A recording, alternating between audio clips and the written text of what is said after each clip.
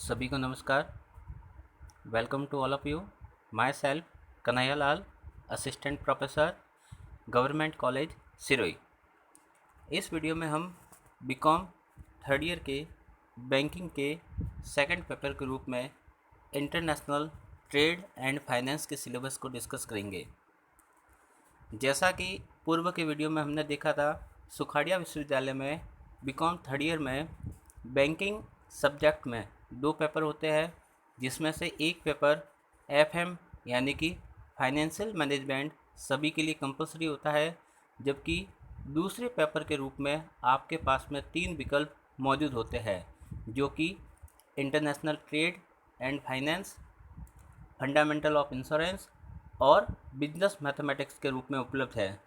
क्योंकि अपने महाविद्यालय में अधिकांश विद्यार्थियों ने, संभवतः सभी विद्यार्थियों ने दूसरे पेपर के रूप में विकल्प के रूप में इंटरनेशनल ट्रेड और फाइनेंस को चयनित किया है, इसलिए इस वीडियो में आज हम इंटरनेशनल ट्रेड एंड फाइनेंस के सिलेबस को डिस्कस करेंगे।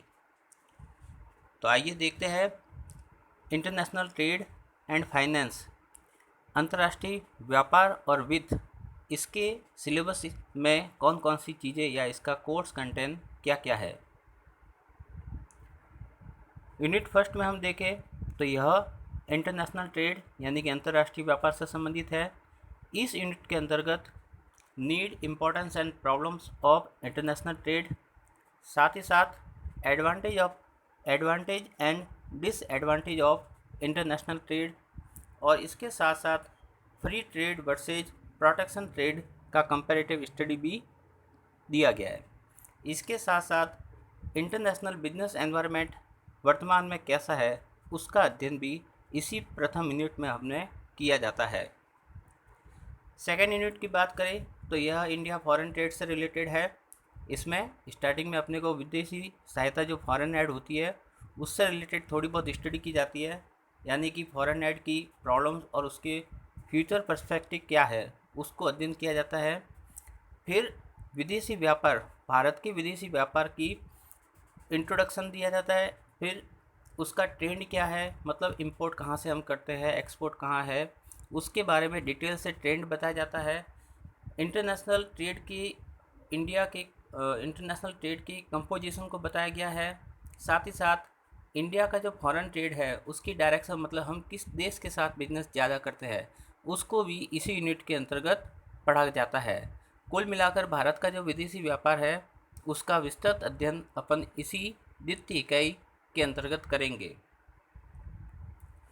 थर्ड यूनिट बीओपी और फॉरेन एक्सचेंज रेट से रिलेटेड है।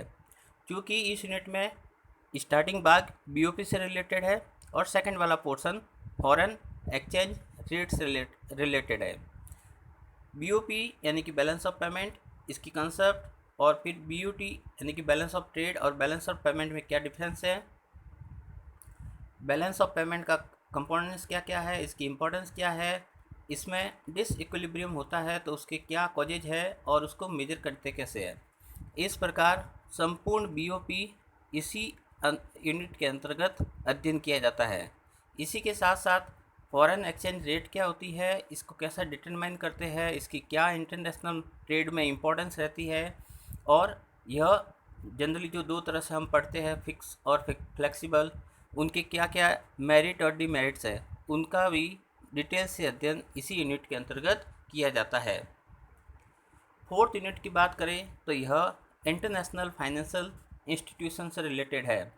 वर्ल्ड आज ग्लोबलाइजेशन के दौर में हर एक देश एक दूसरे के नज़दीक आ रहा है।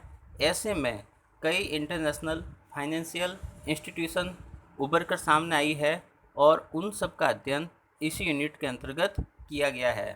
तो इस यूनिट के अंदर हम इंटरनेशनल इंस्टीट्यूशन के रूप में आईएमएफ, वर्ल्ड बैंक, आसियान, सेज, यूरोपियन यूनियन, इन सब का अध्ययन करेंगे। इसी के साथ साथ इन सब यूनियन के क्या ऑब्जेक्टिव है, क्या फंक्शन है, कैसी ऑर्गेनाइजेशन स्ट्रक्चर है, उनकी क्या अचीवमेंट है और उनका भविष्य कैसा है, इस संदर्भ में भी इसी यूनिट के अंतर अपन अध्ययन करेंगे। फिफ्थ यूनिट की बात करें तो फिफ्थ यूनिट पूरी तरह से डब्ल्यूटीओ को डिवोटेड है। इस यूनिट में हम वर्ल्ड ट्रेड ऑर्गेनाइजेशन को डिटेल से पढ़ेंगे, उसकी ऑर्गेनाइजेशन स्ट्रक्चर, उसकी हिस्ट्री, उसकी क्या क्या इम्पोर्टेंस है स्पेशली इंडिया के एस्पेक्ट से, और साथ ही साथ डब्ल्यूटीओ ने जो अलग अलग अपने एग्रीमेंट्स बनाए हैं उन एग्रीमेंट्स की क्या क्या खासियत है, कहाँ पे उसकी वीकनेस है, उन सबको भी अपन इसी चैप्टर में डिटेल से पढ़ेंगे। रेफरेंस बुक, जैसा हम जानते हैं ज्ञान अनंत और असीमित है, किसी एक किताब में बांध कर नहीं रख सकते, लेकिन अपनी सुविधा के लिए हम यूनिवर्सिटी की रेफरेंस बुक का सहारा ले सकते हैं, लेकिन अपनी सहूलियत के अनुसार, अपने ज्ञान के अनुसार अपन किताबों का चयन कर सकते हैं। धन्यवाद।